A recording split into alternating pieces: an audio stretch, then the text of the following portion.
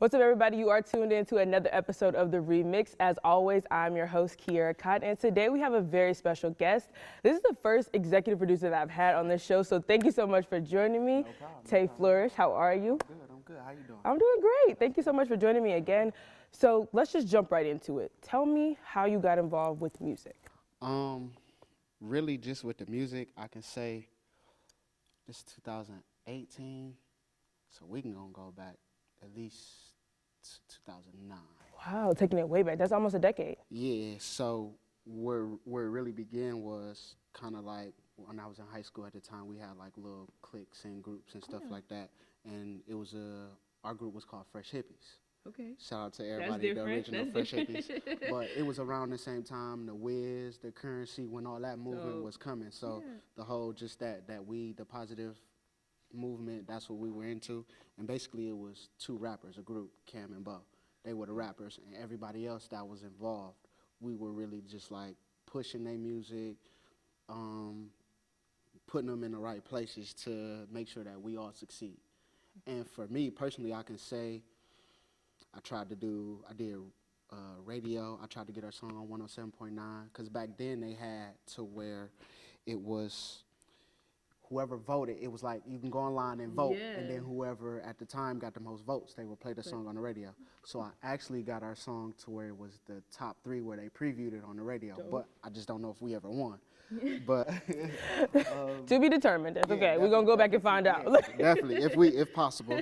And then after that, teen clubs, trying to get the songs and stuff in there.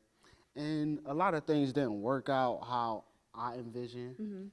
So I took a step back, and I woke up 2016, got tired of complaining about the music scene, how it was, and the sounds that was coming out. So instead of complaining, because I always say personally, complaining and not doing something, you're still a part of the problem.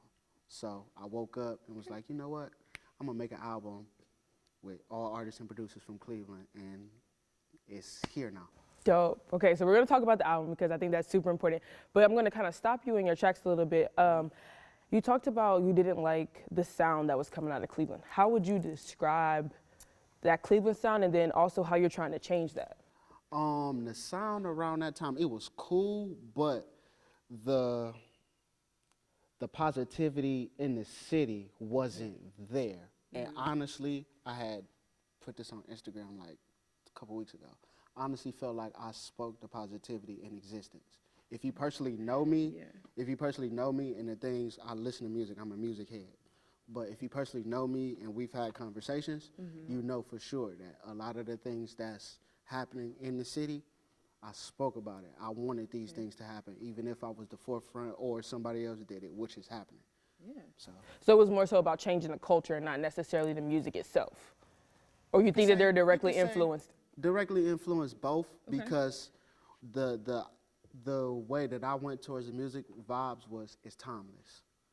Timeless and no age on it, to where you might pop the album in or be around with your mom, auntie, father, anybody, and you can play a record and they be like, "Oh, what's that?" Right. That's what I was going for, not just a whole bunch of 15-year-olds or 18 to 25-year-olds playing the music, because it lasts sometimes, but it doesn't always last forever. Okay, so tell me about how you perfected your craft. Like, how exactly did you get started? Like, I know you said we're taking it back over a decade, 2009, but how did that, in 2009, what kickstarted the efforts? Just my friends were doing music, and my whole thing is, if we're friends, and we close, and anything that you do, I'm gonna help you get there. So my friends did music, so it was like, why not help them push their music? And I liked it. Not just the fact that they did music, because it's a lot of yes men that friends do music and it's trash, but they be like, I'm still rocking with it. But no, you gotta be honest. If something's trash, and that's personally with me, if it's trash, it's trash. I'm gonna call it what it is. And that's what it was. It was good music, good vibes. Let me help push it. And the step back was just not being as serious, and then I thought about it, and I was like, this is something that I love, I listen to all the time, I give it 100% of my attention besides of other stuff that I'm doing in my life, and my job, and when I was going to school and stuff at the time. So it's like, why not take it seriously? Yeah, so were you self-taught, or how did you pick up on the skills? Self-taught and being around music. True. Shout out to Street Smarts. I don't know if you're familiar with Street Smarts, I know but Fly Jones and all of them. yeah, homies. Grady Coe was the Gotcha. first Okay. rapper that was off of supposed to go with the Street Smarts. Me and him, that's my guy. Okay. And just being involved with him in the early stages and seeing certain stuff, it made me want to get deeper into it. And we had conversations about music, things that I felt like he should do as an artist to help him get more exposure and stuff like that. That's kind of where I can say my feet really, really, really got wet, because just being involved with him, I might not have been in the studio all the time, but I would listen to a track, critique certain stuff like, yeah, you should have did this or change this or do that, or no, shoot a video to this, or do this, do that, do that. And he would listen because of, he saw that I was a fly guy. I had the same music taste, fly dude, same music taste. Cool, just became like that. Cool, cool. So how would you say that the music scene has changed since you've been taking it seriously? It's very positive. People are working with each other. That's really it. Those are my two things. Okay. Very positive, and people, and you see a lot of collaborations more than what you saw back then, because it was more egos. Gotcha. More egos back then, and a lot of the younger crowd that's coming up, most of them that rap, it looks like most of them already kicked it with each other or had situations with each other. So it's like, no, I rap, you rap. Let's do it together. Right, right. So speaking of Cleveland artists, who are some of your favorites that you've worked with? We're slowly working our way into this whole compilation album that we have here. Everybody for it, cause I can't really pick no favorite. Yes, I can, but okay. We're gonna be honest. You told me not to. We're gonna be honest. We're We're gonna be honest. So that's what I'm saying. Shout out to the homie, and you had him. Well, two of them you had on here. Okay. LV from CLE. That's my homie. That's my guy. Working with him was wonderful because one of my favorite artists out of the city, and you got to see like how talented he was, because all I wasn't in the studio with, well, the one record, the video that we got called The Moment, I was in the studio for most of that. But I wasn't in there for all of it to hear his whole verse or anything. Gotcha. And he has another record on the album by himself. And I just played him the beat. I told him whatever I heard off that beat was from the heart. And when he sent me the song, he was like, oh yeah, bro, I finished it halfway. I'm about to send it to you. He sent it to me, and I wanted to cry tears of joy because of, I wasn't in the studio, and all I did was explain, like, bro, whatever I hear on this record is from the heart. And when I heard it, I was just like, mind blown. this was it. Yeah. This is it. This is it. LV and Freshie. Freshie, because him and Low Life Lane, I don't know if you're familiar, but that's the homie as well. They were actually my first studio session. We were in the studio for 4 or 5 hours. Okay. 4 or 5 hours. We did 2 songs. One of the songs made it. One of the other songs didn't make it, and then they did some other stuff for different projects. And then the crazy thing, after that, Freshie ended up staying in the studio. He had a session after that, and we didn't leave till like 2 in the morning this day. But being with them, been knowing them for a minute, they were actually a part of my first ever record that I ever recorded that's not on the album. It's actually on this. Okay. And that's actually the first thing that I ever did music-wise. Let's make the land great again. And that and that basically was a playlist of songs that I liked. Yeah. And I didn't really have Give it back to you. no, you keep that. Oh, That's I'm a keeping. gift. That's a gift. Y'all, this is my first gift. I feel. That's a gift. from me. Thank you. I appreciate that. Playlist of artists from the city that I rocked with, songs that I actually listened to. So I was just like, let me make a playlist on SoundCloud, made hard copies, gave them out for free. I didn't tell nobody about this. Like, I didn't tell none of the artists, like, oh yeah, I'm making this mixtape, I'm putting you on it. So when they seen it, a lot of them was just like, oh man, swear, thank you, man. I appreciate the love, blah, blah, blah. But the last record that's actually on there is titled Average. And that was supposed to be the single for my album. Gotcha. So, and that is Flata, Grady Coe, Low Life Lane, and this back when Freshie was actually producing. He was producing and rapping at the same time, so he made the beat and did the hook. Dope. And I actually had all them in the studio. We kicked it, great vibes, it was fun. But how life works out, it couldn't be the single because of, you know, life situations. Stuff don't work out how you always want it to. Yeah, of course. But I just put it on there and pushed it through SoundCloud and stuff like that. So you're so passionate about it. Like you said, you did it without being asked. You didn't tell anybody about it. Where does that passion for like music and just camaraderie in the music industry come from? I just grew up listening to music. Like when I tell you my mom was a Pac fan. And when I say Pac fan, I say interviews, movies, every CD. So I basically heard every Pac CD. I've seen every Tupac interview. This was back VHS tape, Right, so yeah. it was on tapes. I remember seeing this. I remember when he died, my mom was in the front of the TV, tears. Yeah. But just growing up around music, she had almost every rap artist from Tupac to Lost Boys to Scarface to so many people. And just growing up around it, I just tended to it, and that was like kind of my getaway from just anything. And that's how I was zone and focus and get motivated, just by listening to just music. I always just really been around music. Nobody really in my family was an artist or anything. It was just more just being around music, hearing different types of music every day. Gotcha. So what would you say that your strongest musical influences, the people that get you going in terms of music?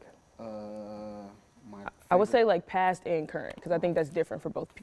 All time UGK, of course. Pimp C, one of my favorite artists. Actually, today is the day that he passed away. R.I.P. Pimp C. One of my favorite artists, and he was just influential by the mannerism that he had, the morals and the values. One of my favorite albums of all time, Project Pat, Mr. Don't Play. That's one of my favorite albums of all time. I have that, if I'm not mistaken, that CD might be in my radio. And Still bumping to this day. That CD don't leave my radio. Yeah. Like it's so bad to where I had the real copy, got scratched up. A friend of mine, actually his girlfriend, he was like, yeah, we don't even listen to this CD. He took a picture of it, sent it. I'm like, bro, if you don't give me that. He was like, for real? I'm like, man, this is literally one of my favorite albums of all time. Like, yes, I need another copy. That's crazy. CDs were such an era. Like, you remember the CD, like getting the CD scratched, you try to like clean it off and then you make it worse. I remember waiting for CDs to drop and going to the CD store to buy. I remember buying Diplomatic Community 1. I remember buying all the G Unit, Lloyd Banks, Young Buck. Yeah. I remember buying College Dropout. When that, oh my God, let's not talk about it. The passion behind it. When College Dropout first dropped, like I don't think they understand. Yeah. People don't understand, but that was an amazing time. That was an amazing time. So we talk about timeless music of the past. Who's someone that you think is currently making timeless music? And I mean, we could talk about locally, but also nationally. Like, who's making timeless music in your opinion? Right now? Like, if you had to look, I don't know, like how we looking at Project Pat and the UGKs 10 years from now, who's making that timeless music that people are still playing? See, I can't say people because my ear is different. Like, honestly, I don't listen to the radio. This is your opinion, though, so tell me. I don't listen to the radio. I don't really listen to mainstream music. So, to be honest, timeless music right now? Or are you saying nobody? No, I gotta go with Payroll Giovanni from Detroit. Okay. Big Boss in Volume 1, Volume 2, timeless music, because it's about, even though he was a drug dealer and all that, it's not even about that. It's about bossing your life up, getting some money, and that can come from you ain't gotta sell dope you ain't got to rob nobody to make no money. You can just think of your regular job. You can be listening to that. It's like, man, I got to boss up. I got to get promoted.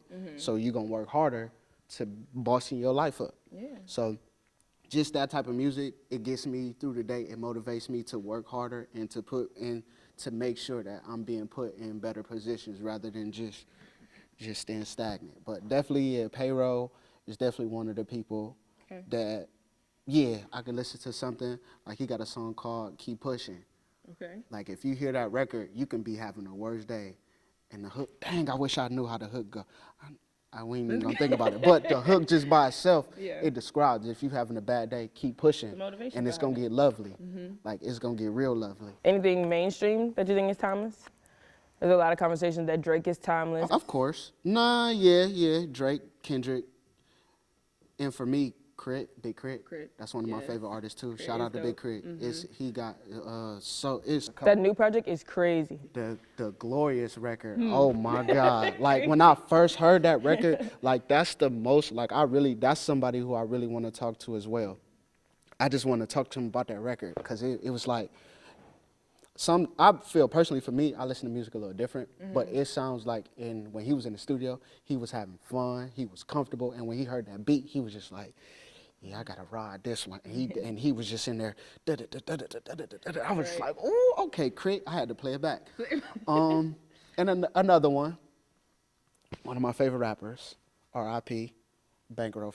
Bankroll. R.I.P. Bankroll. Life of a Yeah, Hobby. the promo photo that you sent me in the background, it says R.I.P. Bankroll. My friend, and the crazy thing is, shout out to the homie, my dude Rico. He actually did that a year ago, right there. He did we got something coming. I really can't talk about it, but he did a Polo Bear inspired Bankroll Fresh picture. Gotcha. And we did it there. We did a video there last year.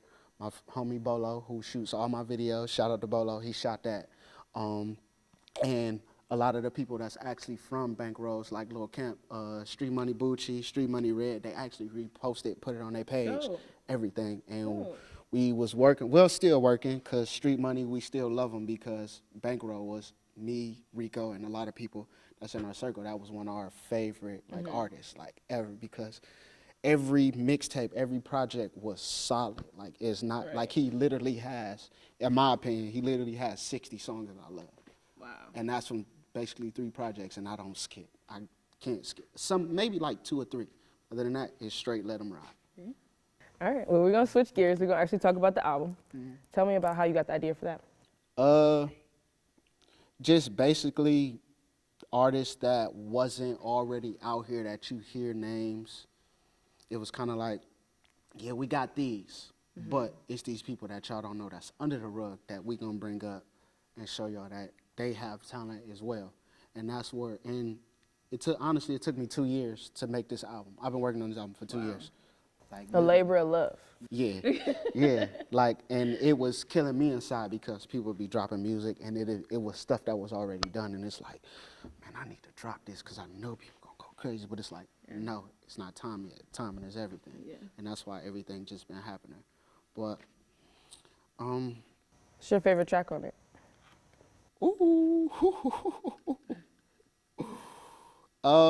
Either the track that I actually have with all females that I shot the video for, Real Bitches, with Notorious Chanel, Sushi, produced by Sultry, or the record that I did with LV by itself is called See the Light, and that's produced by the homie Deshaun. Like, those records, like, just, the female record is because of just bars, and honestly, to be honest, when the last time have you heard a record with all females on it? Like the 90s? My point exactly. My point exactly. Yeah. So that was the vision that I was going for. Certain tracks was just like, yeah, I want to do this, something that we see. Yeah, and the video for it has kind of like a 90s feel too with the black and white. Was that all full circle? It was because my homie, because I was thinking of something else, and then one of my homies, she was like, bro, you should do like Flavor in Your Ear, Craig Mack. And then I was just like, And then I went and watched Flavor in the Air video, and then I started thinking of that song, and I was like, bet, we about to do that. Yeah. And that's exactly how it came out, and I love it. How difficult is it for you to get all these artists together? Very difficult because everybody got regular lives and people got jobs, some people don't got jobs, and then some people have certain shifts. So it was like, because that was my whole thing. I wanted to make sure that almost every artist that's a part of this project, every record, I was actually able to get them in the studio at some point in time. Because my thing is I want the chemistry to flow off of each other. So if we doing a record together, I want us to both be writing our verses, and I want to rap my verse to you, and you be like, and then I hear something from your verse, and to make sure that the message match, rather than, because now we in this email days to where it's like, all right, I did this, here go this, right? Finna do your part, and then sometimes you can tell certain songs is like, well, that don't fit. Don't really fit. So that was really like, that was the hardest thing, was basically getting the artist in the studio at the same time. Because it'd be like, man, I work this day, I work that day, I'm off this day. And it's like, all right, so we just gonna do this day in the middle, so compromise for everybody to be there at this certain time. So you talked about message. What would you say your message is to local creatives that are looking to get started, break through, and then find success? You can do anything. You apply yourself and put your mind to it. That's if you stay down, stay focused, and because like I told you, I've been working on this project for 2 years, and there's certain stuff that happened in my life that honestly weaker people would have been like, I'm cool. I don't even want to do this no more. And it was like, no, this is what I really want. This is what I really want to do. So I didn't stop. Like, it's a lot of stuff that happened. Like, but I stayed focused, I stayed down, and I applied myself. So really, that's all you really got to do. And don't let the negative energy get to you. Forget the negative energy. Let the negative energy stay over somewhere that you don't know. And you just bring all the positive energy that you can together. And that's really it for real, honestly. Okay. So what's next for you? To drop the album is not out yet. Okay. It's not out yet, but it's coming out before the end of before 2019. Before the calendar marks 2019. In my mind, the album will be on Apple Music. It's gonna be a surprise drop, or we don't know? No, a surprise. I can't get the inside scoop? I'll tell you off camera though. But I tried, y'all. I tried. Y'all felt the effort, okay? Basically that. Make the Land Great Again Part 2 will be coming 2019. I have 2 other projects that I'm working on that I'm not going to speak on camera. I'll let you know off camera. Y'all getting secrets. I feel important. Okay. Flourish Sport, the brand. I don't know if y'all see it. Shout out to the creator, Wayne. Shout out to the designer, Rico. Them the homies. Them my brothers for real. Just more expansion with the clothes. You might mess around, see me in like short films and stuff like that, because I do like to do that as well. You're a man of many hats. Like I feel like I've heard you say you do a little bit of everything. But to be honest, 2018 was a big it was a breath of fresh air, because if you personally know me, I'm not really this talkative. I'm real shy. I'm not even shy. I'm more laid back. I don't really talk. I don't like taking pictures, none of that. But I had to open my mind up. If I'm gonna do this music and branding, I have to let people see me, let people get to know me. And like this year earlier, I did a short film. Thank you. I've did interviews, just being open up and letting people get to know who Tay Flourish is. So like really, I feel like honestly nothing can stop me now. Sky's the limit. Oh yeah, definitely. How can people find you? Instagram, te.florish. Instagram, TEFLORISH. You can follow my Facebook page, Tay Flourish. YouTube, The Moment, the video if you want to watch that. Real Bitches, you want to watch that. I got other stuff that's on there, and that's really it. That's really it. Any ways that you can reach me. Okay. Any last thing you want to say to the fans, the people watching, people that are just meeting you now, seeing this interview for the first time? What you got for them? Just y'all gonna be excited. You gonna really, once you hear this album, a shout out to everybody that was a part of this album. I forget In My Mind. In My Mind. I want to make sure we get that out there. It's called In My Mind. But I will thank you to everybody that's a part of it, from the engineers to the artists to the producers to the people to the photographers that came, took pictures and stuff like that. Everybody just stay positive, love each other. We gotta love each other. Absolutely. We are humans. We gotta spread the love. Don't spread the negativity, because that's the only way that we gonna get money.